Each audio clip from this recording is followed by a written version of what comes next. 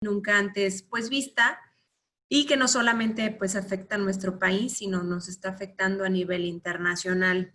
La Procuraduría de la Defensa del Contribuyente, como muchos de ustedes ya lo saben, el defensor fiscal de cabecera y gratuito de los contribuyentes, pues no ha dejado de trabajar. Si bien ha seguido con las estrategias e indicaciones de las autoridades sanitarias para evitar la propagación de este virus, del COVID-19, lo cierto es que, como saben también ustedes, el gobierno federal estimó que la recaudación fiscal pues, es una actividad prioritaria, por lo cual ha permitido que el Servicio de Administración Tributaria pues, continúe con sus facultades, con todas las facultades de comprobación que tiene, ¿no? Facultades de comprobación, de gestión, de infracción y demás. Entonces, por eso es que evidentemente Prodecon no puede darse el lujo de descansar tampoco. Seguimos trabajando, si bien lo hacemos también desde la oficina a puerta cerrada para cuidar justamente estas medidas sanitarias. Lo cierto es que no ha dejado de trabajar. Hemos tenido afortunadamente o desafortunadamente, ya tampoco no lo sé, porque digo, el hecho que tengamos pues muchos contribuyentes es pues síntoma de que algo está pasando allá afuera también con el Servicio de Administración Tributaria, pero pues nos da gusto que acudan con nosotros a la Prodecon en lo que podemos ayudar. Entonces, ¿qué les puede ayudar Prodecon en estos tiempos del COVID? Pues hacer básicamente lo mismo que hacemos, pero ahora pues estamos haciéndolo de una forma diferente. El contacto con las autoridades fiscales pues tiene que ser como lo estamos haciendo ahorita nosotros, mesas de trabajo, incluso llevamos mesas de trabajo con las autoridades de esta forma, el correo electrónico y pues ahora están muy de moda este tipo de contactos a través de WhatsApp. Entonces, la verdad es que seguimos trabajando y vamos a compartir un poquito del tema de declaración anual para personas físicas. ¿Por qué para personas físicas? Porque todavía estamos en tiempo de aquellos que no la han presentado o no han cumplido con esta obligación que lo hagan. Desafortunadamente también sabemos que en tratándose de personas morales, el SAT no prorrogó el cumplimiento de esta obligación para personas morales y que pues si lo sumamos con este tiempo de crisis y de pandemia, pues fue muy complicado para las empresas cumplir con esta obligación. Pero bueno, compartirles una presentación para iniciar con la charla. Al final vamos a tener una sesión de preguntas y respuestas. A ver, creo que esta no es la forma de compartir. Sé que la están viendo, pero a ver. Listo. Ok. Declaración anual de personas físicas. Primero lo que tenemos que saber es, pues ya sabemos que una declaración anual pues es la forma de impuestos, es la forma de reflejar o de reportar ante el SAT nuestros ingresos, nuestros gastos, todos los ingresos que obtuvimos durante el año, y hay quien hace pagos provisionales o bien hay quienes no y solamente tienen, ojo, obligación o derecho de presentar una declaración anual. Y también es importante que partamos de la diferencia entre una devolución automática y una devolución manual. La devolución automática es aquella en la que yo simplemente presento mi declaración anual y si manifesté un saldo a favor en esta declaración anual, la autoridad está obligada a devolverme ese saldo a favor en aproximadamente 3 días hábiles. Ese fue el compromiso adquirido por el Servicio de Administración Tributaria con la Procuraduría de la Defensa del Contribuyente. Sin embargo, el promedio para que el SAT devuelva este saldo a favor, estamos hablando de 8 días. Entonces, partiendo de esto, vamos a dar inicio. ¿Quiénes están obligados a presentar la declaración anual? Y tenemos varios supuestos. Todas aquellas personas que obtuvieron ingresos por honorarios, por arrendamiento, por actividades empresariales o profesionales y aquellas que tienen sueldos y salarios o que perciben sueldos y salarios. Todas estas personas, en esencia o por regla general, están obligadas a presentar una declaración anual. ¿Por qué subrayo salarios? ¿Por qué? Porque aquí no necesariamente existe una obligación formal de presentarla, sino que hay ciertos supuestos en donde el legislador sí me obliga a presentar declaración anual, pero ojo, insisto, obligación de presentar declaración anual y derecho a presentar declaración anual, y vamos a ver por qué derecho. En el caso de sueldos y salarios, vamos a estar obligados a presentar una declaración anual si obtuvimos ingresos mayores a los 400,000 pesos al año. Si yo durante todo el ejercicio fiscal excedí este monto, la ley me obliga a presentar declaración anual. Si trabajé para 2 o más patrones en un mismo año, aun y cuando no se haya rebasado los 400,000 pesos, solo por el hecho de tener 2 patrones, también la ley me obliga a presentar declaración anual. Aquí hago un pequeño comentario.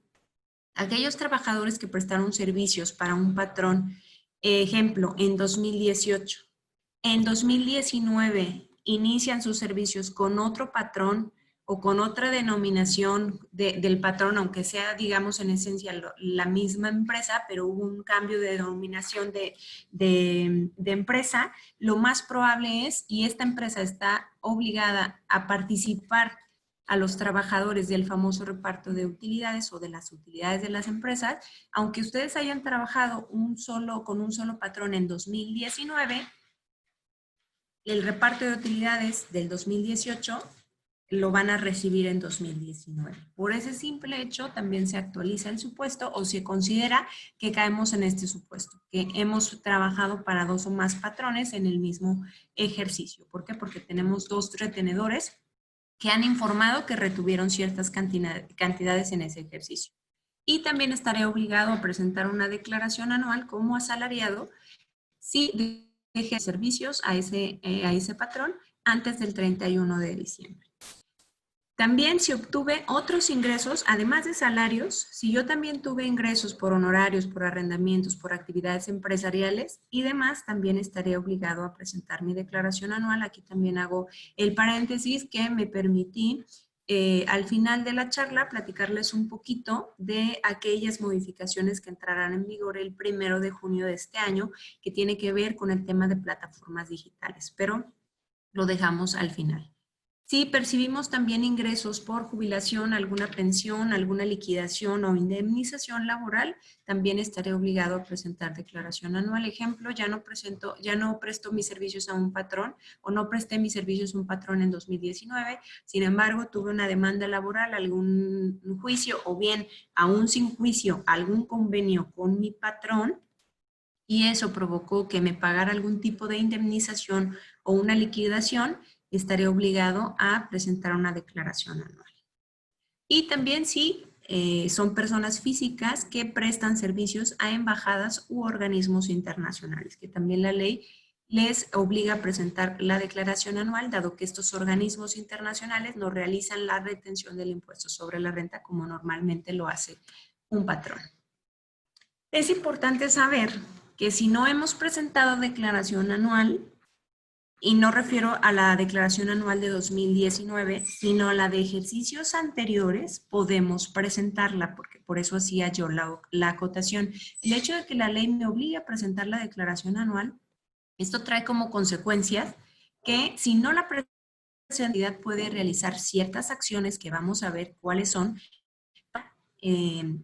sancionar la omisión en la que incurre la persona física por no presentarla. Pero aquellos que no tienen esa obligación, pero pueden hacer uso de ese derecho, vamos a ver que lo pueden hacer de 5 años hacia atrás. Es decir, pueden presentar declaraciones del 2015 en adelante.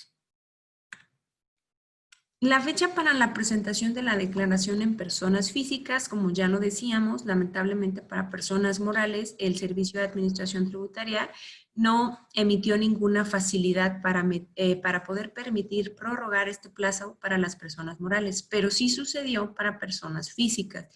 Por ley, tenemos hasta el 30 de abril de cada año para presentar nuestra declaración anual. Sin embargo, atendiendo a todas las circunstancias y complicaciones que vino a provocar el COVID-19, el SAT emite una regla, es la regla 13.2, publicada el 12 de mayo pasado a través de la primera resolución de modificaciones a la resolución miscelánea y amplía el plazo para presentar declaración anual hasta el 30 de junio de este año. Entonces todavía nos queda un poquito más de un mes para poder cumplir con esta obligación para aquellos que están obligados a hacerlo.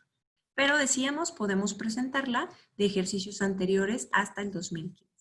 Ojo, importante aquí, las personas físicas que tienen a cargo trabajadores Es importante que sepan que al haberse prorrogado el plazo para presentar la declaración anual, también se prorroga o se posterga la obligación que tienen en términos de la Ley Federal de Trabajo, que es el reparto de utilidades o la participación de utilidades de la empresa a los trabajadores. Y dado que el artículo 122 de la Ley Federal del Trabajo precisa que tenemos la obligación o debemos cumplir esta obligación 60 días siguientes, ojo aquí, son días naturales, no hábiles, 60 días naturales siguientes a la fecha en que se debe presentar, es que el patrón también está obligado a repartir o a participar a los trabajadores de estas utilidades hasta el 29 de agosto de este año. Entonces también es importante que aquella persona física que tiene a cargo trabajadores sepa esta información y que los trabajadores que están en esta circunstancia y prestan sus servicios para una persona física tengan en cuenta esta información, que tendrán que recibir su reparto de utilidades a más tardar el 29 de agosto de este año. ¿Qué necesito para presentar mi declaración anual? Supongo que la mayoría de ustedes, dado que ya está en una empresa, que están en estos medios contables, conoce qué es lo que necesita para presentar declaración anual, por lo cual no vamos a abundar mucho y lo vamos a referir muy resumidamente. Pues es el Registro Federal de Contribuyentes, mi e-firma, y aquí hago un pequeño comentario. Si alguno de ustedes tiene vencida su e-firma o caducó la e-firma, por el tema de personas morales me preocupa porque sabemos que no hay citas para personas morales, o las pocas citas que hay, la verdad es que se liberan a cuentagotas. Y aquí hemos conocido de múltiples empresas, personas morales que tienen algún problema con su e-firma. Sin embargo, dado que no hay citas en el Servicio de Administración Tributaria, no han podido renovar esta e-firma y a la fecha no han podido presentar su declaración anual. Ya tenemos detectada esta situación y pues básicamente estamos gestionando la obtención de las citas con el SAT. Clave bancaria estandarizada, que es la cuenta bancaria, y esta la vamos a necesitar si tenemos o manifestamos un saldo a favor en la declaración anual. Y comprobantes con requisitos fiscales, los que se encuentran ya precargados. No es necesario imprimirlos ni conservarlos porque normalmente ya están precargados. Sí conservarlos durante el ejercicio porque a veces no están cargados por algún error y demás, ¿no? Pero en esencia todos los comprobantes fiscales que emitimos y que recibimos se encuentran ya cargados en el sistema. Ok, digo, aquí son pequeñas láminas de qué es lo que va a pasar si no tengo la e-firma. Aquellos trabajadores que nunca han tenido la intención o la inquietud de presentar una declaración anual y a través incluso de la información que ustedes puedan replicar a los colaboradores con los que participan o bien para cuestiones familiares o personales, pues hay que realizar una cita ante el Servicio de Administración Tributaria, citas que para personas morales pues existe un poco más de oportunidad o posibilidad de obtener una cita. Sin embargo, también por temas de la pandemia y del COVID, el SAT está regulando mucho el tema de las citas, pero podemos obtener una cita y para tramitar esta firma electrónica.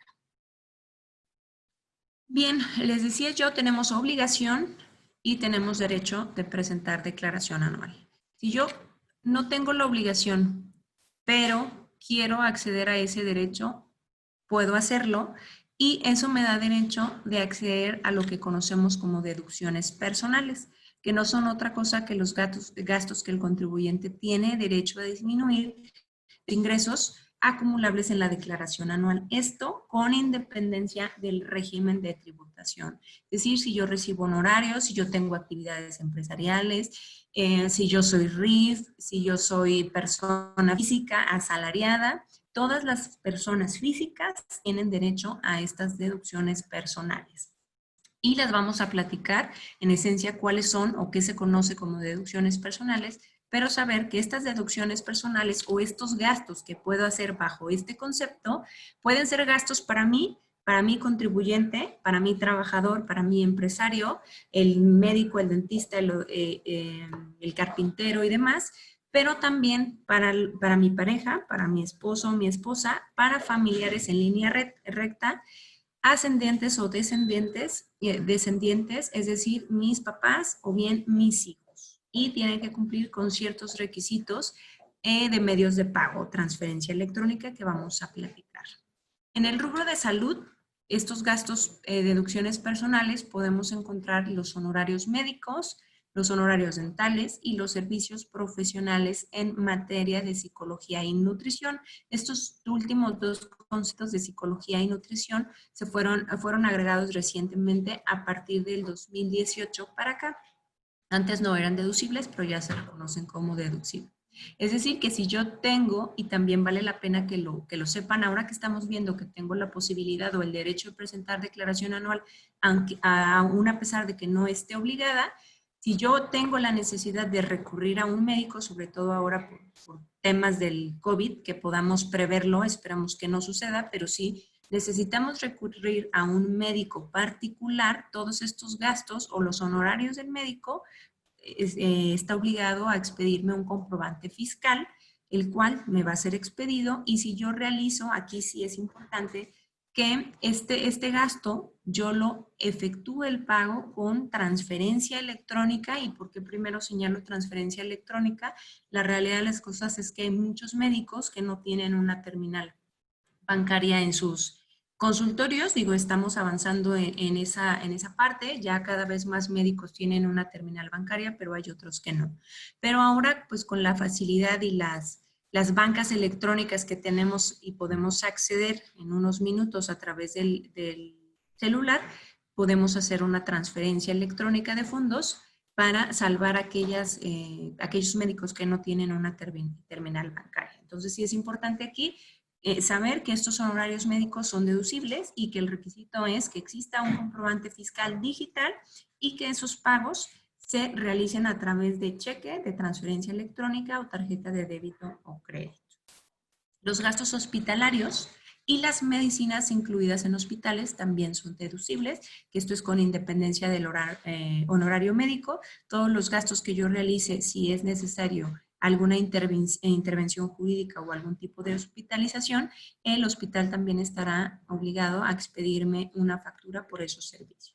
Y aplicamos de igual forma los requisitos que acabamos de comentar. No proceden los comprobantes de farmacias por la compra de medicamentos. Mucha gente tiene esta duda de por qué sí las medicinas incluidas en una factura de un hospital son deducibles y por qué no las medicinas en farmacias compradas directamente por el consumidor en farmacia. Esto es por una simple y sencilla razón, porque se estima que el medicamento que es suministrado en un hospital forma parte de un tratamiento o de un proceso dentro de una supervisión hospitalaria. Y todos los medicamentos que se compran en farmacia no necesariamente son parte de este tratamiento. Digo, aunque yo sé que hay muchas veces que el mismo médico del hospital, a través de una hospitalización, me va a recetar medicamentos para consumirlos en casa, sin embargo, no son deducibles por esta razón, ¿no?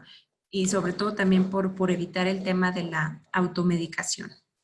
Honorarios a enfermeras también son deducibles. Hay enfermeras que se dedican a cuidar a personas mayores o a bebés, no sé, cualquier tipo de enfermera que preste servicios, que nosotros solicitemos sus servicios, también está obligada a emitir algún comprobante fiscal digital, lo cual nosotros podemos hacer deducibles.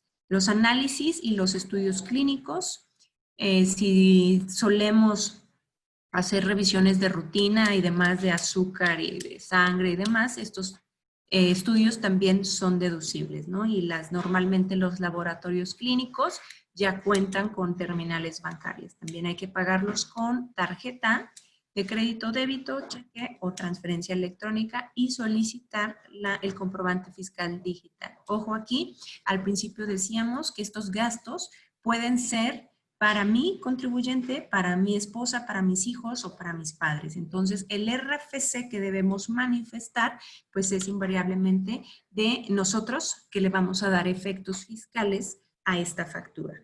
Y normalmente cuando el paciente no coincide con quien solicita el comprobante fiscal, se pone un apartado el nombre del paciente. Para esto le permite al Servicio de Administración Tributaria analizar en su momento si efectivamente guarda la vinculación que acabamos de comentar, ¿no? Que sean ascendientes o descendientes en línea recta del contribuyente.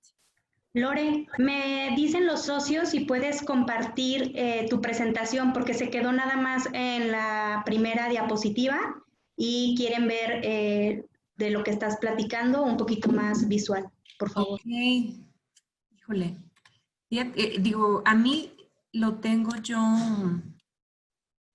A ver, voy a volver a compartir. Voy a intentar compartir para que lo puedan ver. Yo sí lo podía ver en la pantalla. A ver. No sé si ya lo puedan ver ustedes.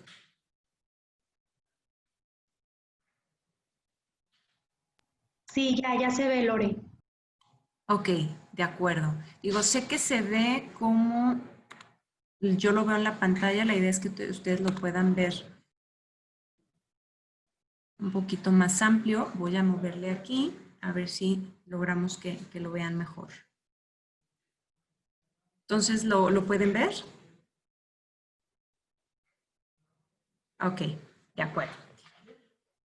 Muy bien, esto es, seguimos también en el rubro de salud, la compra o adquisición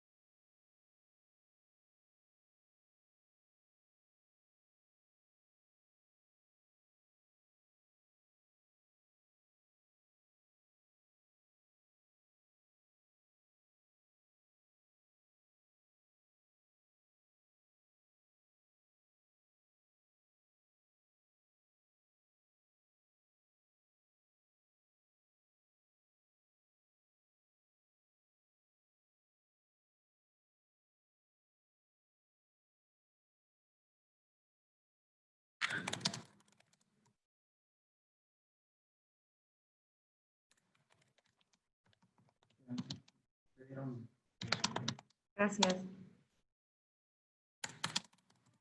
¿Ya? Ah, listo. Perfecto.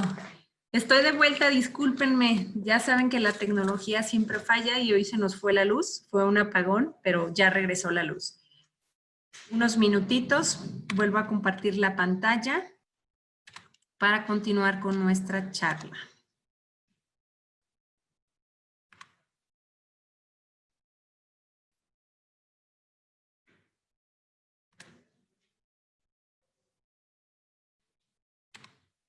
Ok, ¿pueden ver ustedes ahí la pantalla? ¿Sí la pueden ver? Ok, perfecto. Muy bien. Entonces seguimos, estábamos platicando el rubro de las deducciones personales que tienen que ver con gastos de salud. Tenemos también en este rubro la compra o alquiler de aparatos para el restablecimiento o rehabilitación de pacientes. Estamos hablando de alguna muleta, de alguna bota para rehabilitación. Todos estos instrumentos o aparatos para rehabilitación son deducibles, también hay que solicitar y seguimos bajo la misma línea, solicitar la factura y pagar con medios electrónicos. Una prótesis también se considera deducible. Ojo también esta parte, la mayoría de las personas tenemos por ahí alguna deficiencia visual, algún problema con la vista y tenemos derecho de acceder a la compra de lentes ópticos graduados para corregir estos defectos visuales cada año por 2,500 pesos. Entonces aquí también valdría la pena que si yo tengo algún problema visual y acudo a chequeos con el oftalmólogo, pues podamos ver con él la expedición de comprobantes fiscales por la compra de estos lentes graduados. Las primas por seguros de gastos médicos, complementarios o independientes de salud, aquella persona que tiene un seguro de gastos médicos mayores y que normalmente paga o de manera anual, de manera mensual, semestral, digo, el pago es a veces fraccionado, pero si accedemos a algún tipo o tenemos algún tipo de seguro y reitero, a ver, voy a leer una pregunta, perdón, dice, si yo pagara lentes ópticos de los empleados, ¿se pueden deducir todos? Ok, aquí sería como un gasto que realizaría el patrón para sus empleados. Podríamos verificar la forma en meterlos como una especie de seguridad social, alguna especie de ayuda y podría hacerse o podría ser deducible, pero sí tendríamos que analizar en no encuadrarlo en esto que estamos platicando, porque si es así, no resultaría deducible para usted. ¿Por qué? Porque no tendría alguna relación o una vinculación como lo vimos al principio, pero sí podríamos analizar la forma en que fueran parte de una cuestión adicional a seguridad social. Podría ser una prestación adicional para hacerlo deducible, pues con todos estos requisitos. Seguimos.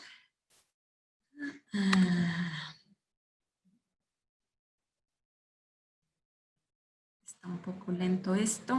Listo. Aquí tenemos, este es un rubro adicional y le llamamos así educación. Y esto tiene que ver más que con una deducción personal, con un estímulo fiscal. Ustedes saben que, digo, todo lo que estamos platicando hay quien dice las deducciones personales son puras desgracias, ¿no? O es porque estamos enfermos o es porque tenemos alguna deficiencia de salud, porque, y ya lo vamos a ver, van a ver ustedes por qué muchos fiscalistas o contadores denominan a las deducciones personales como puras desgracias, ¿no? Pero bueno, en el rubro de educación, que es un estímulo fiscal, el Estado mexicano está obligado a proporcionarnos educación gratuita y de alto nivel, ¿no? Lo cual, pues muchas veces optamos por acudir a una institución privada. Y si es así, este tipo de pago de colegiaturas a instituciones educativas privadas con validez oficial son deducibles, pero tienen ciertas limitantes del límite de deducción anual. Si yo tuviera un hijo que estuviera en preescolar y en una escuela particular, puedo deducir En el año, hasta 14,200 pesos. También hay que solicitar la factura al colegio y el colegio les va a pedir adicionalmente, y este es un requisito adicional que debe cumplir este tipo de facturas. Deben proporcionar el CURP del alumno, porque esa es una forma de que el SAT pueda vincular el parentesco, pueda vincular incluso la edad de la persona que está yendo a la escuela, ¿no? Y que tiene una vinculación con nosotros. Este es un requisito adicional. El CURP y el grado del nivel escolar deben estar señalados en estos comprobantes fiscales digitales para que puedan ser deducibles. Primaria tenemos un límite o una deducción tope de 12,900 pesos. Secundaria, ustedes ya lo ven ahí, 19,900. Profesional técnico, 17,100 pesos, y un bachillerato o su equivalente de 24,500 pesos. Advierten ustedes aquí que en esta lista no están los gastos universitarios o del ingreso a la facultad, ¿no? Lo cual hubiera sido muy bueno, pero al final pues el legislador consideró que no entrara a este nivel, o sí, este nivel de estudios, porque se considera que la educación es obligatoria hasta bachillerato. Por eso es que sí se da un estímulo fiscal a aquellos que optan por acudir a una institución educativa privada. El siguiente es simplemente una precisión. Sí, digo, ustedes saben que los ciclos escolares no necesariamente inician en enero, sino que hay algunos que inician en julio y agosto en esta transición. ¿Y qué pasa si tengo un hijo en preescolar? Pagué colegiaturas de enero a junio y en agosto inicia en la primaria. Como cambio de nivel educativo, yo tengo que decidir y optar solamente por, si se fijan, preescolar tiene un límite de deducción mucho mayor, que es de 14,200, y primaria de 12,900. Yo optaría por hacer deducibles aquellas que fueron a preescolar. Y así, ¿no? Si tengo un hijo que está en primaria y pasó a secundaria y es dentro del mismo ejercicio, pues optaré por hacer deducible aquella grado escolar que me permita un límite de deducción adicional. Ojo, las cuotas por inscripción o reinscripción no son deducibles, solamente son las colegiaturas mensuales.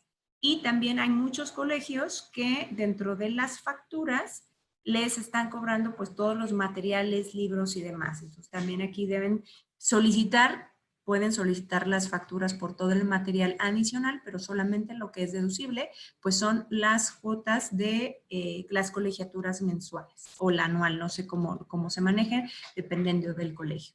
Y el transporte escolar es deducible siempre y cuando sea obligatorio en la escuela. Si el uso de este transporte escolar es obligatorio para el colegio, entonces esos pagos que se realicen también serán deducibles. Tenemos finalmente un rubro que conocemos como otros, porque aquí van a advertir que tienen pues son distintos gastos los que podemos realizar. Primero tenemos gastos funerarios, y aquí sí no es necesario. Si yo realicé un gasto funerario para algún familiar en línea recta de los que ya platicamos, con independencia de la forma en que yo pagué ese gasto funerario, es deducible, con el único requisito de solicitar un comprobante fiscal. Los intereses reales devengados, bueno, antes de pasar a este punto, hay gastos funerarios y muchas funerarias ofrecen planes a futuro. Es decir, tú puedes comprar tu plan o prever esa situación e ir pagando este plan. ¿Es deducible? Sí, y es deducible hasta que se termine de pagar. ¿Y por qué digo que sí, aunque la ley dice que no, La ley dice, solamente vas a poder deducir esos gastos hasta que ocurra el siniestro amparado, que es la muerte, ¿no? O sea, necesito morirme yo contribuyente para poder hacer deducible, lo cual es totalmente absurdo y es ilógico. Entonces, si yo compré un plan de estos de previsión para el momento del fallecimiento, sí es deducible, pero es hasta que pague el total, o bien de manera anual. Si, digamos, mi plan es a 18 meses, por decirlo así, puedo deducir los 12 pagos mensuales que realicé y los otros 6 pagos mensuales en el otro ejercicio. Pero es hasta que se termine, bueno, no hasta que se termine de pagar, sino, digamos, por ejercicios. Normalmente son 18, 36 meses, son planes a largo tiempo y la idea aquí es que sepan si son deducibles, porque la ley dice no son deducibles hasta que ocurra el siniestro, pero ya tenemos asuntos que impugnamos este concepto o esta razón y hemos obtenido pues sentencias favorables, ¿no? Es absurdo que la ley diga que puedo deducir estos gastos hasta que ocurra la muerte de quien está previendo ese plan. La verdad es que ahí sí resulta absurdo y es únicamente respecto de los planes que contraté para mi contribuyente. Los intereses reales efectivamente pagados por crédito hipotecario. Y aquí los contribuyentes que tienen o los empresarios que tienen trabajadores, es importante también que sepan esto.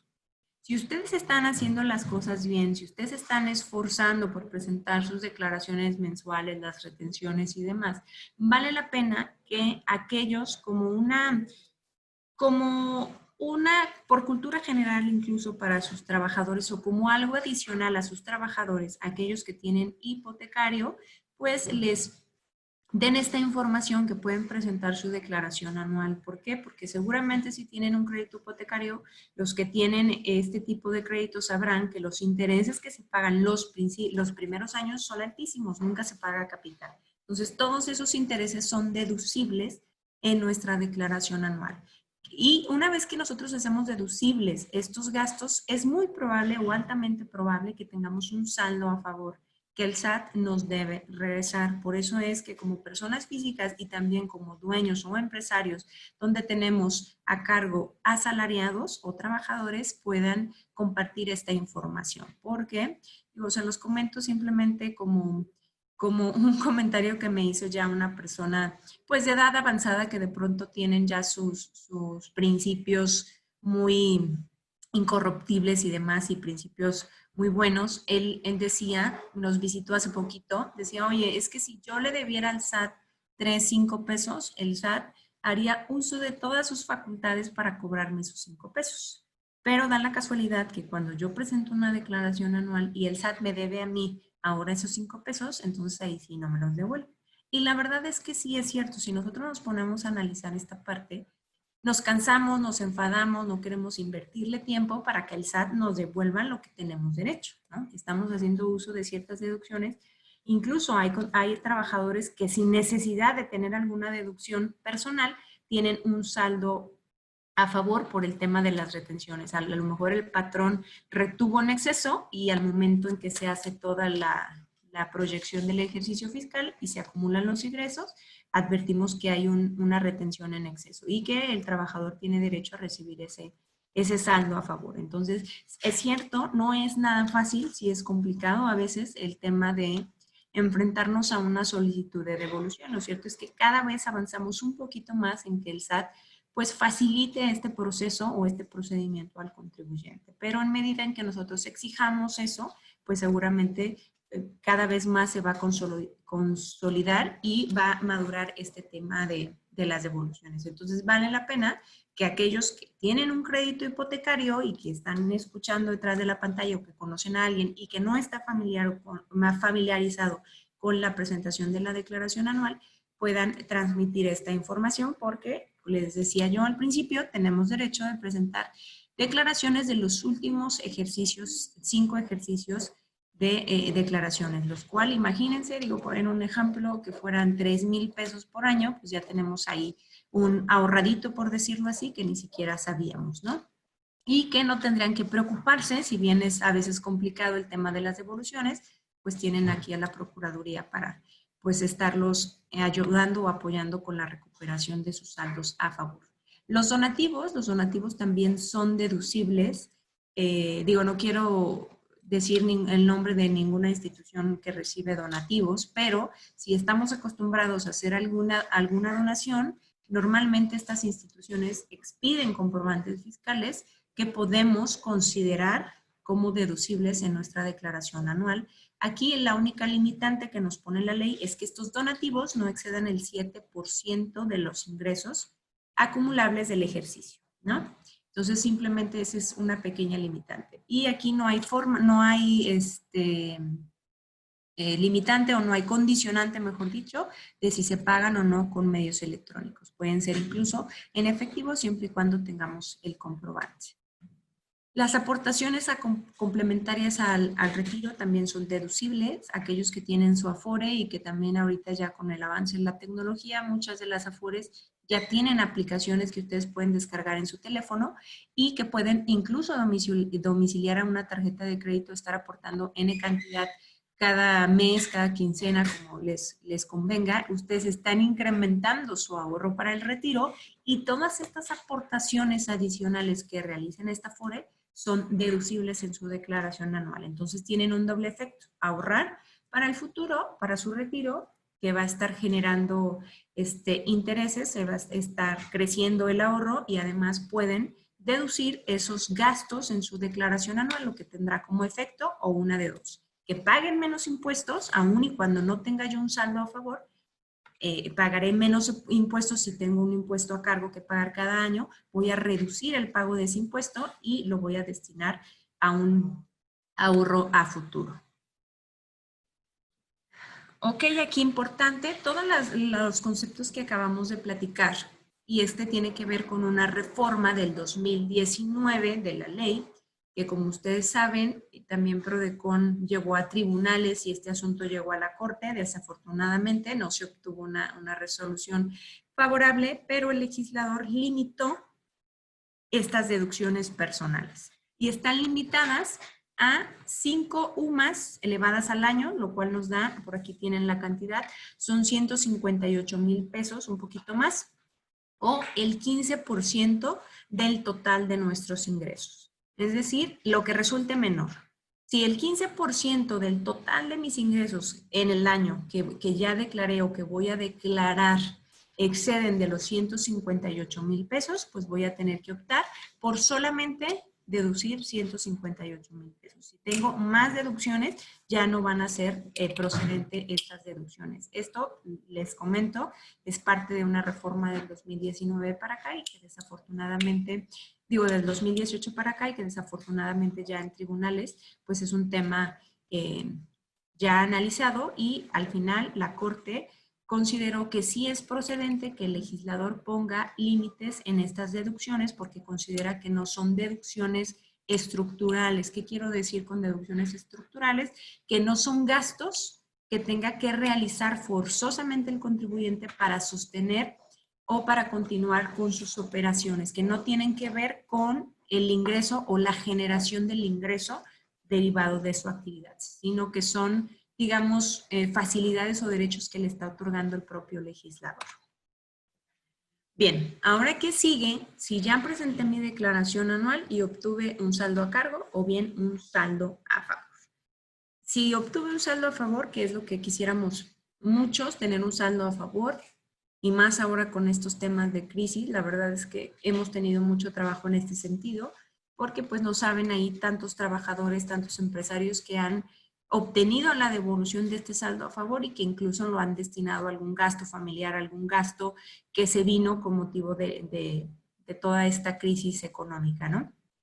Simplemente tengo que cerciorarme que el número de cuenta clave, si no lo he señalado o si es la primera vez que lo presento la declaración, señalar este número, esta clave interbancaria a 18 dígitos en el portal del SAT y seleccionar la casilla que opto por la devolución y enviar mi declaración. Esto es lo más facilito, simplemente cerciorarnos y ojo aquí también reitero, señalar la clave de 18 dígitos, corroborarla. ¿Por qué? Porque en años pasados la Procuraduría conoció de asuntos donde contribuyentes que nunca habían presentado declaración anual, que ni siquiera habían tramitado firma electrónica y demás, pues resulta que hubo una usurpación de identidad, por decirlo así, un robo de identidad, en donde este contribuyente presentaba declaraciones y metían un montón de facturas y resultaba un saldo a favor. Saldo a favor que, dicho sea de paso, era devuelto por el SAT. Si nosotros sabemos que a veces es complicado que a un contribuyente le devuelvan este tipo de esquemas, pues les devolvían a cuentas bancarias que no estaban a nombre del asalariado o de la persona física. Entonces también sirve a aquellos que no tienen su firma electrónica y que a lo mejor dicen, bueno, yo la verdad es que prefiero mantenerme al margen de todos estos temas fiscales. La intención o la sugerencia es que al menos puedan consultar cada año su situación fiscal a través de la firma electrónica en el portal del SAT, porque después se pueden llevar ahí la sorpresa de que alguien más está facturando o alguien más tramitó alguna herramienta electrónica y está facturando a su nombre. Entonces sí vale la pena que por cultura general y por salud mental y financiera tengamos este hábito de revisar, aun y cuando no esté obligado, no tenga deducciones personales, soy ama de casa, la verdad es que corren aún así el riesgo de que alguien, digo, ya estos esquemas pues son esquemas de defraudación fiscal, ¿no? Que roban la identidad de contribuyentes que no tienen actividad económica para hacer lo que nosotros ya sabemos, ¿no? Aquellos famosos EFOS. Bueno, en fin. ¿Y qué pasa si tuve un saldo a cargo en mi declaración? Si tuve un saldo a cargo en mi declaración y presenté mi declaración anual en tiempo, es decir, hasta el 30 de junio de este año, voy a poder tener el derecho de pagar en 6 parcialidades. Entonces, aquí vale la pena que podamos aprovechar esta parte de aquellas personas que por el tema del COVID y demás, pues tienen ahí un tema de flujo de efectivo, ¿no? Si tengo que realizar el pago de impuestos sobre la renta, lo puedo hacer en 6 parcialidades. Esta es una facilidad que viene en la regla 2.14.5 para este año. Y la facilidad es que simplemente yo lo selecciono al presentar la declaración anual, el sistema me arrojará o me enviará los formatos múltiples de pago o el formato para el pago, los 6 pagos parcializados. Ojo, no necesariamente deben ser 6, yo puedo ajustar esos pagos, pero solamente son hasta 6. Si puedo hacerlo en 4, en 2, en 3, puedo ajustarlo a mis necesidades, ¿no? Y ahí ya en ese formulario múltiple vendrá la fecha para realizar el pago en tiempo. Pero el beneficio es que yo no tenga que garantizar el interés fiscal. Normalmente, el pago en parcialidades es un derecho que está sujeto a autorización por la autoridad. Tengo que presentar un trámite, tengo que ofrecer garantía y luego la autoridad me dice si me autoriza o no. Pero si yo presento en tiempo mi declaración anual, voy a acceder a esta facilidad sin necesidad de realizar trámite adicional y sin necesidad de ofrecer garantía de interés fiscal. Bien, ahora, ¿qué pasa si estoy obligado a presentar declaración anual y no lo hice? ¿No? O no lo hiciera porque todavía estamos en plazo hasta el 30 de junio. Pues bueno, la primera es que la autoridad puede imponerme una multa por esa omisión de la declaración que va de 1,400 pesos a 17,370 pesos. Entonces, esta es una multa de aquellos que sí estemos obligados a presentar la declaración anual, que seguramente el SAT, el 1 de junio, pues ya estará advirtiendo a través de los sistemas institucionales y automatizados quién estaba obligado y no presentó la declaración anual para iniciar con la emisión de las multas. Entonces es importante que consideremos esta información. Esta multa pues se sustenta en el artículo 81, fracción primera del Código Fiscal y su sanción en el artículo 82, fracción primera también del Código. Y algo de suma relevancia y trascendencia. Como parte de la reforma fiscal para este año, sabemos que se reformó el artículo 17H.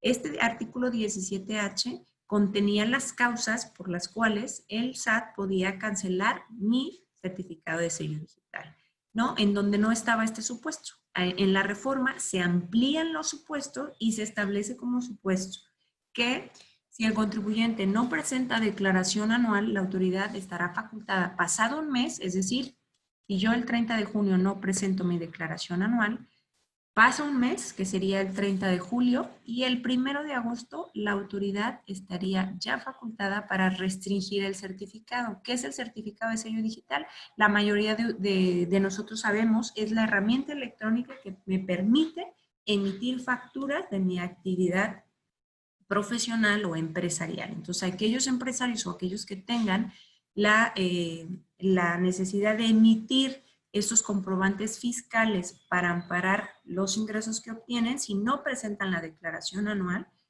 dentro del plazo, pasado un mes, la autoridad puede cancelar o bajar la cortina, como le decimos, bajarle las cortinas y ustedes no van a poder facturar. Entonces, no queremos que de por sí ya venimos con un tema económico y financiero por todas las causas y efectos del COVID, ahora vayamos a meternos a un problema que cuando más necesitamos flujo de efectivo, el SAT nos vaya a cancelar o restringir el certificado de sello digital. Entonces es importante que sepamos también esta información. ¿Qué pasa también si no la presento? Pues voy a perder ese derecho o esa facilidad de la que hablamos de pagar el impuesto a cargo, si es que así lo tuviera, en 6 parcialidades. Y también si no presento a tiempo, si tuviera algún saldo a favor, ya no podría acceder yo a la facilidad administrativa que tiene que ver con la devolución automática de del saldo a favor.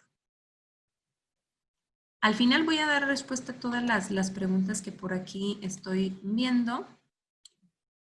¿Qué debo hacer si la autoridad no resuelve mi solicitud de devolución en los plazos mencionados? Y aquí hago una pequeña acotación. Si yo presenté mi declaración anual, tuve un saldo a favor y la autoridad no me devolvió ni en los 3 días que se comprometió con Prodecon, ni en los 8 o 10 días hábiles aproximadamente, que es lo que se tarda en reflejarse este depósito, no significa que haya perdido mi derecho a la devolución. Simplemente significa que por alguna razón o alguna inconsistencia, el SAT me dijo, no procede la devolución de ese impuesto vía automática.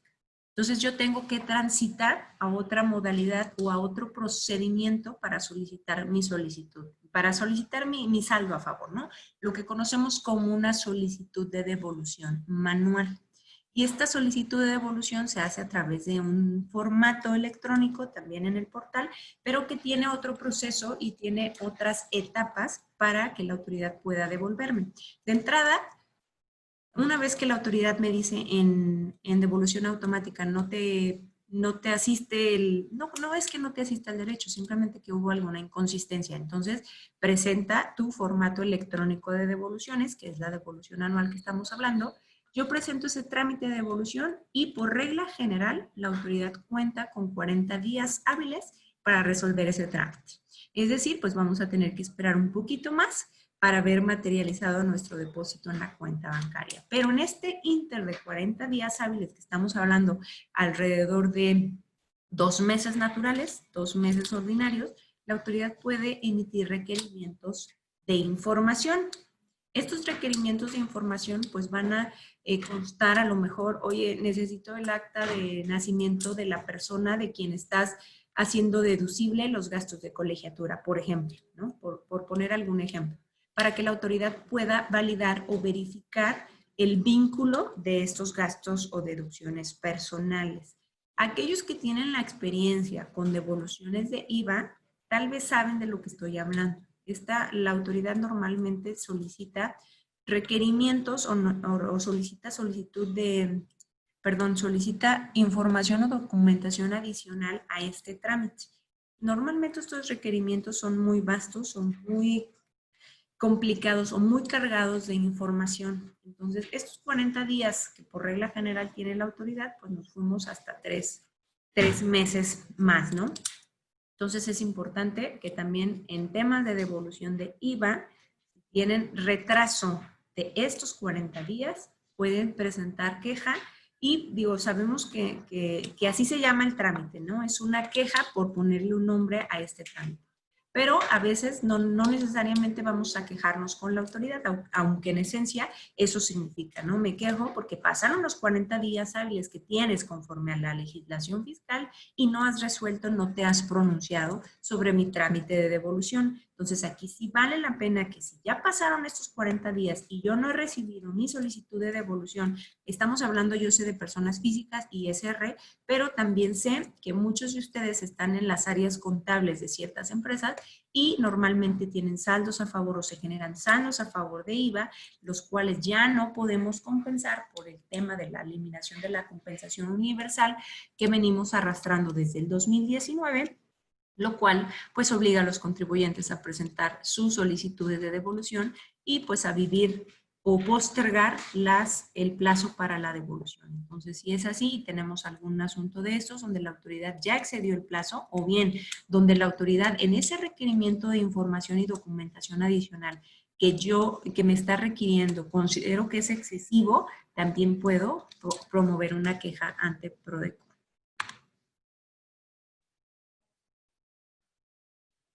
Como recomendación, es importante que verifiquemos la información precargada en el portal, que cumpla con los requisitos o, digo, si alguien ya presentó la declaración, su declaración anual, podría haber advertido que en el rubro de deducciones aparecían las deducciones personales y aparecía un rubro que decía sin clasificación.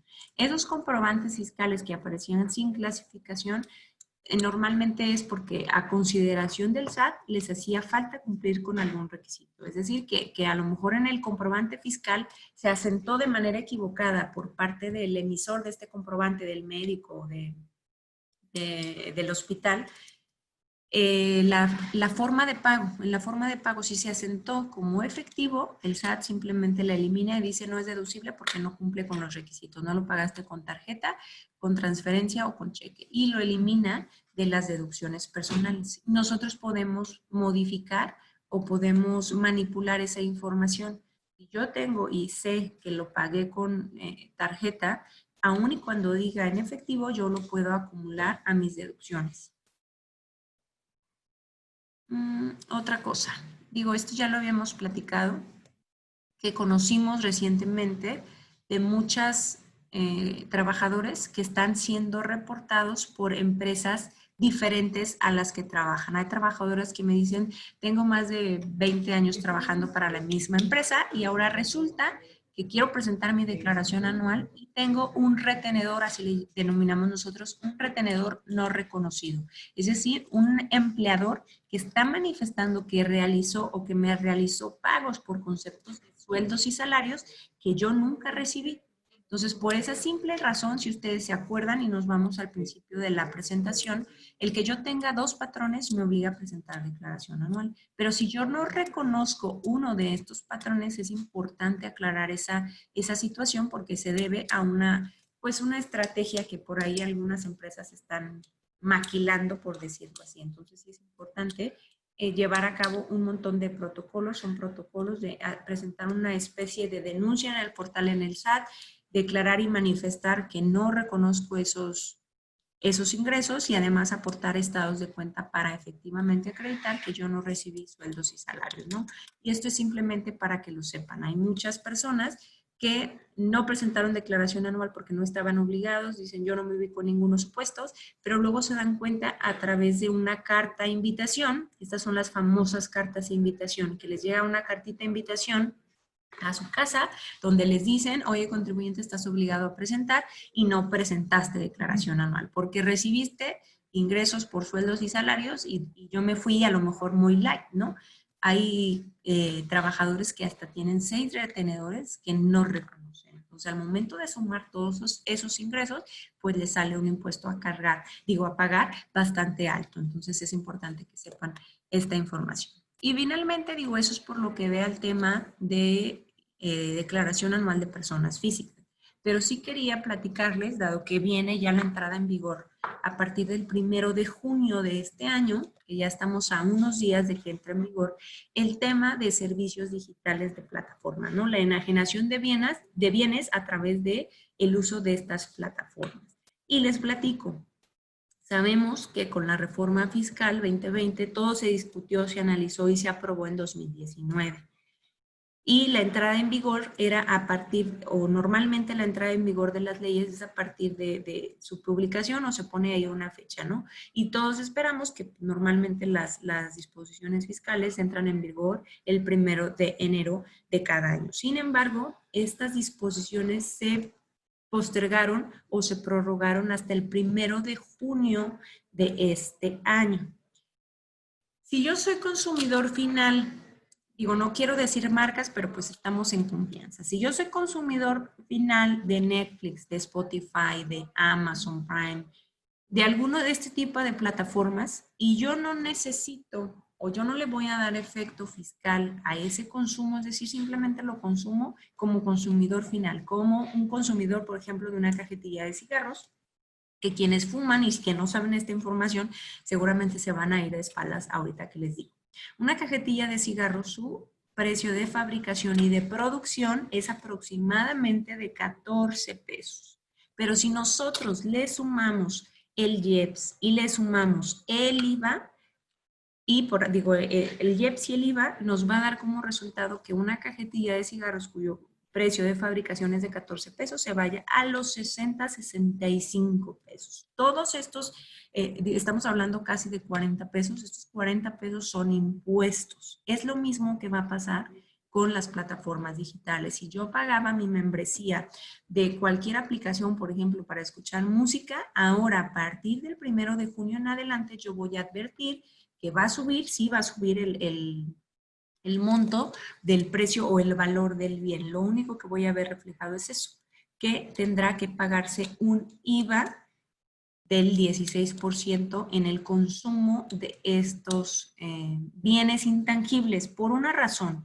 Hay quien dice, y muchos de ustedes dicen, es que es un impuesto nuevo. La realidad es que no es un impuesto nuevo. Si nosotros leemos la ley de IVA, en realidad lo que nosotros estábamos haciendo es una importación de un intangible. ¿Por qué? Porque normalmente las plataformas digitales tienen detrás un residente en el extranjero, es decir, un comerciante o un empresario que no radica en el país. Que normalmente estas plataformas pues se encuentran en otros países que no es México. Entonces, al ser yo usuario de esta plataforma y descargar un intangible, llámese música, llámese película, video, cualquier contenido multimedia, lo que yo estaba haciendo en realidad es hacer una importación de ese bien intangible. Y ahí les recomiendo quienes tengan ya familiarizados con la ley de IVA, que revisen el artículo 10, que revisen el artículo 24. Si nosotros lo revisamos y lo leemos, lo que en realidad nosotros estábamos haciendo es una importación. Sin embargo, como nadie declaraba o nadie pagaba por esa importación, dado que la autoridad tampoco tiene la posibilidad de saber quién está haciendo esas descargas, pues era básicamente imposible que pudiera grabarse a través de un IVA por importación en este esquema. Entonces, ¿qué es lo que sucede? Pues se transita a un nuevo esquema para trasladar el IVA al consumidor final. Bien, este sería por la parte o por el apartado de aquellos contribuyentes que somos consumidores finales. Pero ahora, pongo ejemplo, si a lo mejor un restaurante, alguna discoteca, algún médico, alguien considera que ese gasto o el tener Netflix, descargar alguna película, alguna música, es necesario para las actividades del negocio, entonces sí puede solicitar un comprobante fiscal a estas plataformas y puede darle efectos fiscales en sus declaraciones provisionales. Entonces aquí sí hay que tener muy en cuenta, como consumidores finales invariablemente vamos a ver un precio pues más alto o vamos a ver trasladado y por separado un IVA, ¿no? Lo cual pues va a reflejarse en un costo mayor. Sin embargo, y digo, yo ya no puedo hacer nada con ese IVA, simplemente lo pago y ya, como cuando pago, por ejemplo, la línea telefónica, ustedes van a ver que tiene cargado un IEPS, que tiene cargado un IVA, que simplemente pagamos y ya. No tenemos mayor obligación respecto de esos impuestos trasladados y que al final pues graban el consumo. Pero aquel contribuyente que sí tiene la necesidad de darle algún efecto fiscal a ese comprobante va a poder hacerlo. Si es necesario para mi negocio, repito, alguna discoteca que tenga que descargar música, no sé, algún pediatra, se me ocurre que tenga que descargar o tener algunas plataformas de película y descargar ciertas películas para tener ahí a los pacientes, a los niños y demás, pues también podrá darle efectos fiscales si así lo permiten su forma de tributación, ¿no? Podrá darle efectos fiscales. Pero ahora, eso es lo más facilito. Lo complicado viene cuando, digo complicado y no, ¿no? Lo complicado viene cuando, ojo, la persona que ofrece el servicio o el bien reside en México.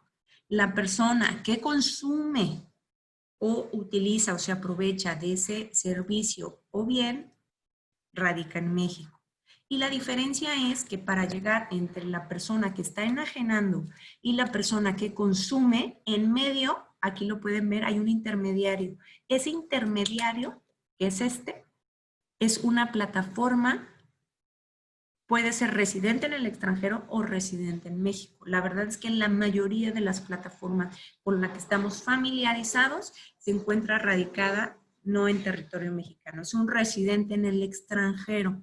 Entonces, como estamos utilizando, estamos comerciando a través de este intermediario, pues estamos obligados a cumplir con ciertas obligaciones. Tanto la plataforma estará obligada a hacer la retención a, por ejemplo, el chofer de Uber, las personas que tienen un restaurante, una pastelería, que están en Rappi, pues tendrán que hacer este tipo de retenciones a estas personas, a las personas que están ofreciendo sus productos a través de estas plataformas para el consumidor final. Entonces, aquí es pues lo relevante. Hay ciertos beneficios, hay ciertas condiciones, ciertas formas optativas y vale la pena que aquellos que tengan alguna duda sobre este esquema que entrará en vigor recientemente, pues acudan a Prodecon. La verdad es que no hay una fórmula mágica, no hay una receta de cocina, no hay una forma en que yo les diga, a ver, si tú tienes ingresos por tal y tal y tal, te conviene esta forma de tributación. Sí debemos analizar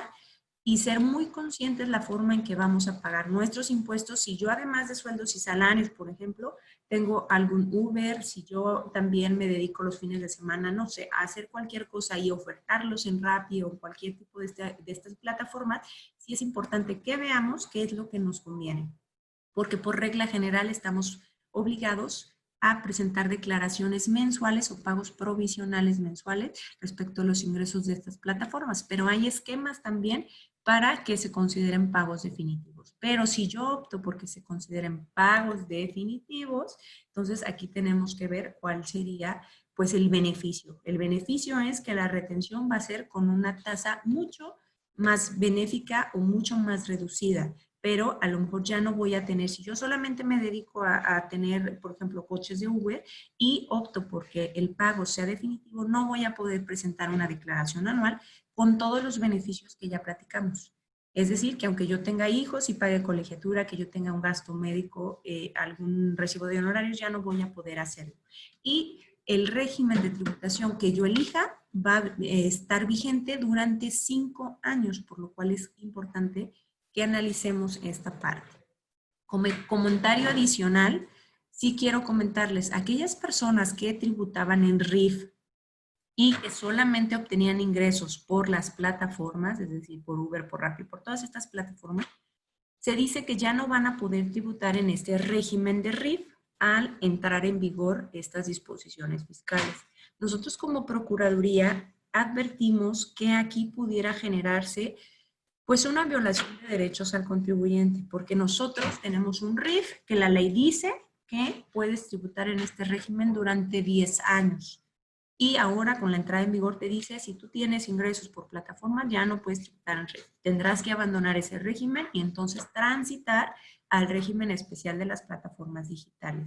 Aquí como Prodecon, les comentaba yo, creemos y estamos ya pensando en la estrategia de aquellos contribuyentes que se acerquen para llevar este tema a tribunales. Sabemos que el camino no va a ser fácil, porque también sabemos que últimamente nuestra Suprema Corte pues tiene ciertos criterios que favorecen mucho a nuestras autoridades. Pero pues la verdad es que sí pretendemos aquellos contribuyentes que se acerquen impugnar este tipo de situación, que consideramos que el contribuyente, si bien ya la Corte lo ha dicho, no hay un derecho adquirido en materia fiscal, consideramos que este caso es diferente. Sí puede haber un derecho adquirido porque la propia ley o el propio régimen precisa que este régimen va a estar vigente durante 10 años y prevé pues supuestos en los cuales puedas salir del RIF, ¿no? Que factures o que tengas ingresos mayores a los 2 millones de pesos. Entonces, como la ley reconoce que este régimen transitorio es de 10 años, ¿qué va a pasar con aquellos que estaban tributando en RIF por plataformas digitales y ahora van a tener que transitar simplemente o cambiar de esquema? Entonces, vale la pena que lo tengan en cuenta y aquellos que tengan contacto con conocidos y demás puedan pasar la información. Se está planeando ya una estrategia para hacer frente a esta situación que consideramos que sí hay una posible violación de derechos. Pues hasta aquí, esto sería en esencia lo que tengo que compartirles. Si quieren, abrimos la sesión para preguntas y respuestas y aquí pueden ver el domicilio de la oficina correos electrónicos, los teléfonos y el número de WhatsApp para cualquier situación que tengan.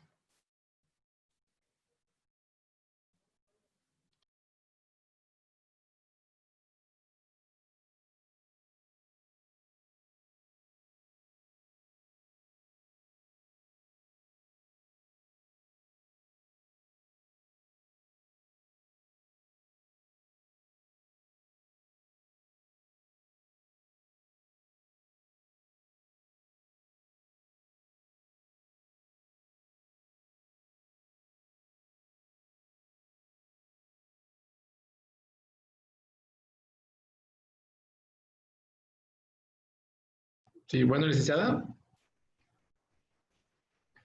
Nos escucha. Licenciada, buenos días. Oye, nos pregunta,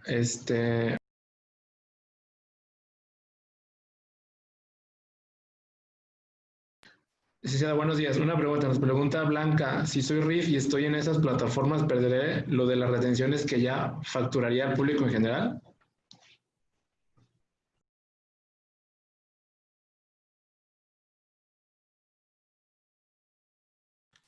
Listo, perdón, es que no tenía el acceso al micrófono. Ok, si soy RIF, las retenciones al público en general.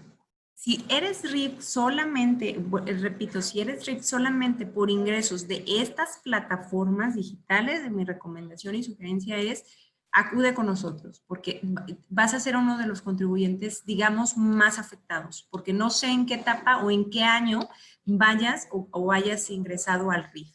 Suponiendo, si el contribuyente se inscribió en 2019, el RIF te permitía absorber el 100% de pagos de impuestos, ¿no? Al año siguiente era el 90% y así va creciendo, ¿no? Hasta que tú pagaras el 100% de lo que tenías que pagar. Era como un subsidio, por decirlo así, ¿no?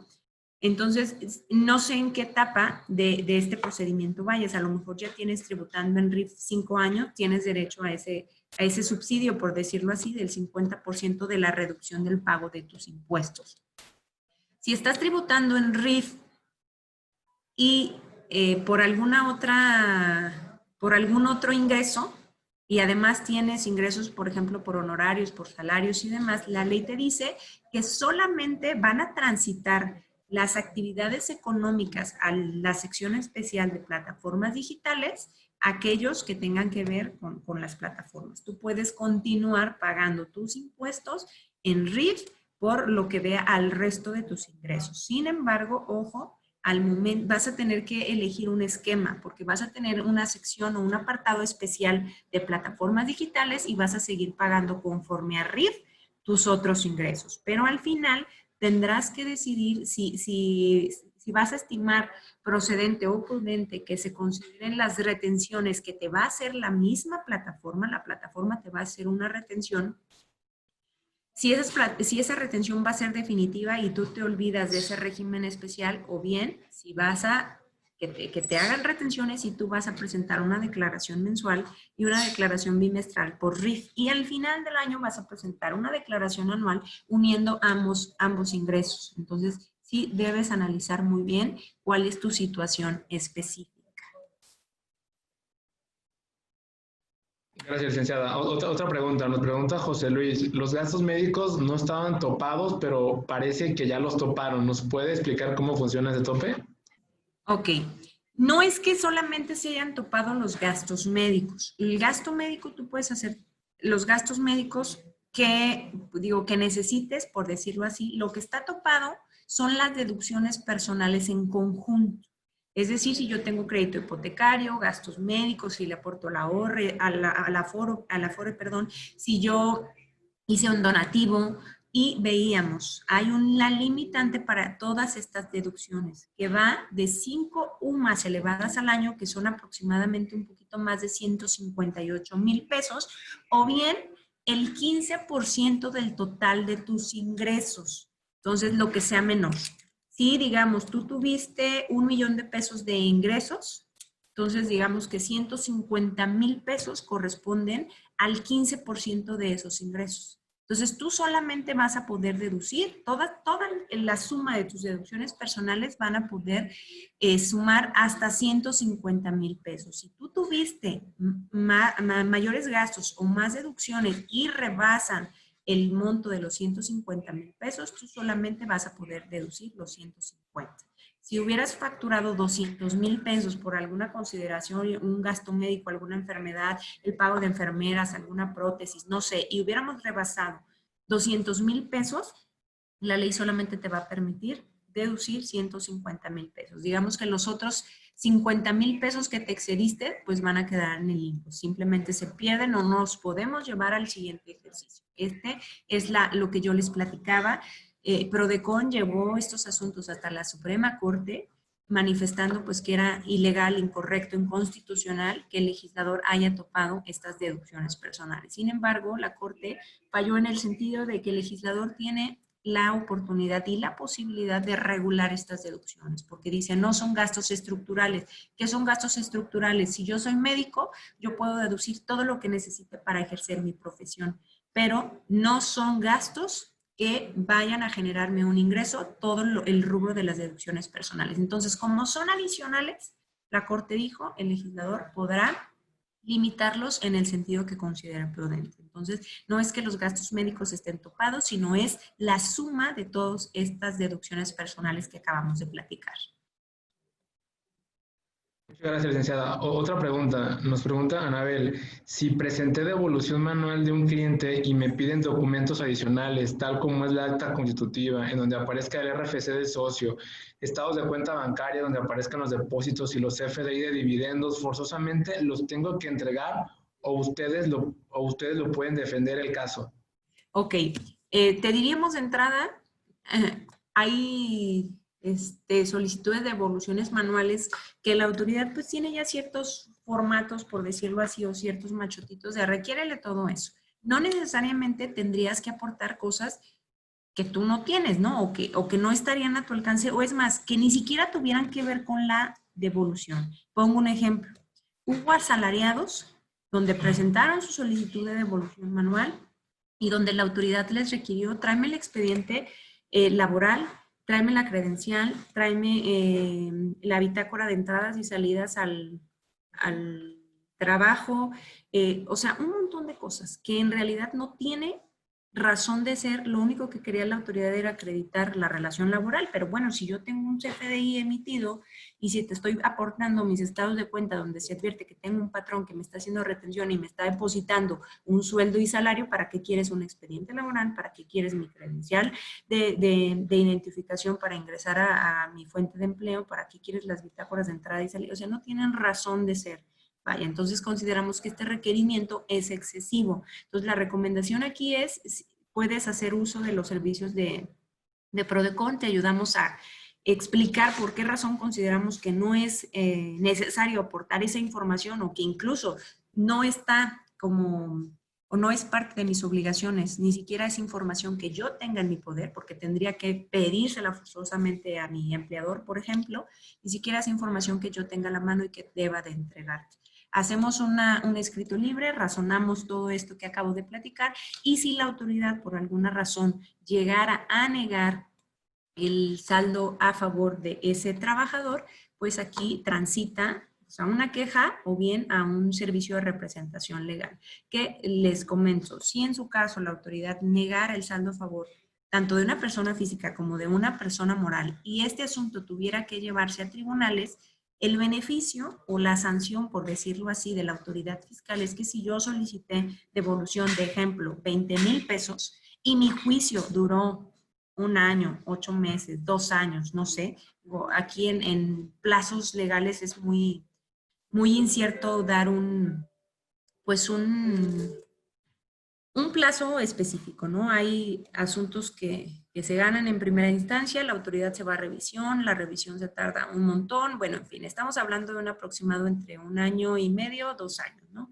La ventaja es que al final de esos 2 años, la autoridad ya no me va a devolver 20,000 pesos. La autoridad tendrá que pagarme intereses de esos 20,000 pesos desde la fecha en que negó el saldo a favor a la fecha en que efectivamente deposite ese saldo a favor en mi cuenta bancaria, lo cual también muchos contribuyentes no saben. Muchas personas que están en el área contable y fiscal de las empresas también de pronto no tienen, o simplemente dicen, después de un año, 2 años de juicio, si ya me devolvió lo que me tenía que devolver, ya los intereses no me interesan. Pero la verdad es que pues es una forma de también presionar a la autoridad para que sin necesidad de realizar ninguna gestión adicional, pues pague lo que tenga que pagar. Esos 20,000 pesos originalmente negados, más los recargos y actualizaciones. Hay empresas que vienen a solicitar devoluciones de IVA mensuales por millones de pesos. Y estos millones de pesos, pagando intereses, la verdad es que se vuelve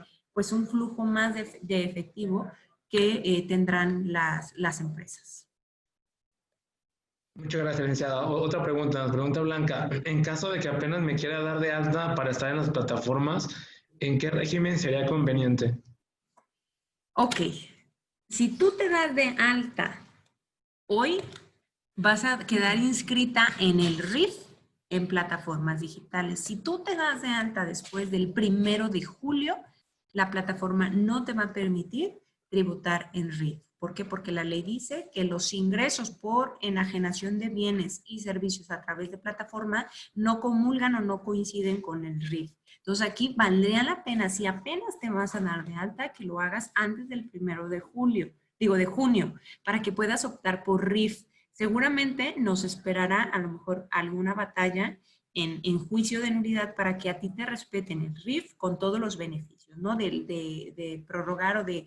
no de prorrogar, sino más bien el beneficio del 100%, del 90%, del 80% y demás, que conocemos que es un beneficio del RIF. Entonces, sí valdría la pena que si apenas te vas a dar de alta y no tienes alguna otra actividad, es decir, apenas vas a iniciar en este régimen sin ningún otro tipo de ingresos, lo hagas antes del 1 de junio para que puedas hacerlo en RIF, que seguramente ya nos quedará la tarea de que te respeten el RIF en los años posteriores, o bien, pues no perdemos nada, ¿no? Al final de cuentas, si por alguna razón este juicio que en su caso está pensando promover PRODECON no fuera favorable, lo único que va a pasar es que tributes conforme a esta nueva sección y ya.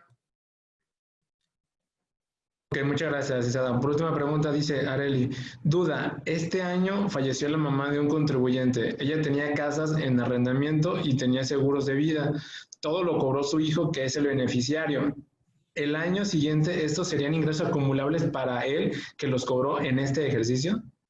Ojo, aquí hay que advertir, serían una parte ingresos acumulables, sí, pero otras podemos manejarlo como herencia. Y cuando es herencia o legado, tienen un tratamiento fiscal diferente. Entonces, si este año está sucediendo todo esto, sí es importante que el próximo año presentes declaración anual y, ojo, podamos advertir qué carácter le vamos a dar a estos ingresos, a tanto a los seguros de vida como a todo lo demás que pudiera transmitirse, porque podemos manejarlo como legados, como herencia, y hay distintos topes dependiendo del tratamiento o la fuente de donde se tienen esos ingresos. Entonces, sí vale la pena que el próximo año pues nos visites, ¿no? Para saber qué tratamiento te conviene y que el impacto en tu declaración o en tus ingresos no te afecte para un posible impuesto a cargo.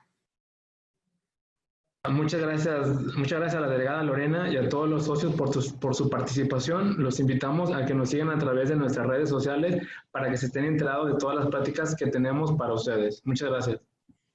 Muchas gracias. Cualquier duda, les vuelvo ahí tienen pero les compartí, de todas formas, no sé si lo pueda compartir de alguna vez. Digo, sé que tengo algunas preguntas pendientes, pero tienen ahí los correos electrónicos, los teléfonos, el WhatsApp, manden su pregunta, pasó esto, tengo esto, ¿qué debo hacer? Les contestamos por el WhatsApp o bien por correo electrónico, les damos la información que necesitan.